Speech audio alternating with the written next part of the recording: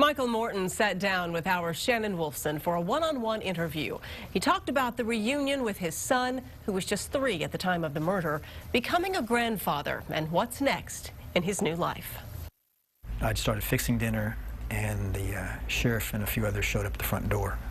He was 3, they literally pulled him from my arms, and he's crying with his, outstretched hands, Daddy. He'd already lost his mother, and strangers were taking his father away now, and that was kind of rough. That's what I held on to, that somehow, some way, I was going to get out, and he would understand. When he was of age, I got notified that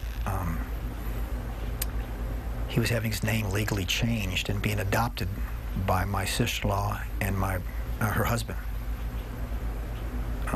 They're good people. They did a stellar job of raising him. He's a good young man. But having been there a while, he was one of the very few things that I had left, and I literally felt like I lost him. I was completely broken. I was bankrupt and empty, and I literally cried out to God. Show me something. You there? I got nothing here. Absolutely nothing. The most difficult or painful thing is something that happens to someone you love, and you can't do anything about it. So. Hard for you to see your parents go through that. Yeah. Tell me about reuniting with your son. It had been a while, and we just fell into this real natural cadence of talking.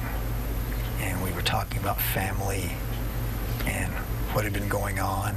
It was some of the best time I had had in obviously years and years and years, but we really seemed to connect then. You feel he believes 100% in your innocence? Oh, yeah. Yeah. Is he going to change his name? I don't care about that. I don't know the answer. I have my boy back. I don't care about his name.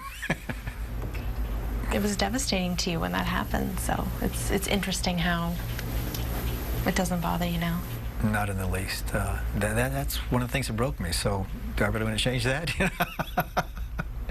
And if somebody asked me, well, why's your son got a different last name? Let me tell you something. It's a hell of a story. Yes. No doubt. You became a grandfather in January. Yeah. Yeah? Tell me about her. What's her name? I was going to tell you about that. Eric and Maggie named her after my wife. They named her Christine Marie. And I didn't see that coming. And it hit me real good. What's the experience of being a grandfather been like? I hope she never discovers that I have a credit card. She can't even talk, and she's got me wrapped around her little finger. Whatever she wants, dear, that's it. It's done. She's beautiful. She's precious. She's, she's perfect. What happens to you now? I'll be completely candid. I don't know what I'm going to do. I got some irons in the fire. There's some things going on, but John Lennon was kind of right.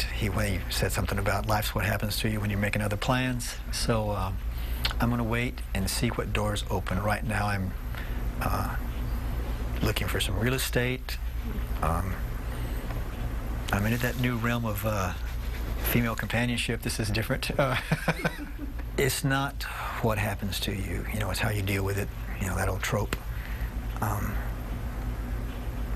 it's true. Michael Morton received $2 million in compensation from the state of Texas for his wrongful incarceration. You heard him mention he is looking for real estate that will be outside of Texas.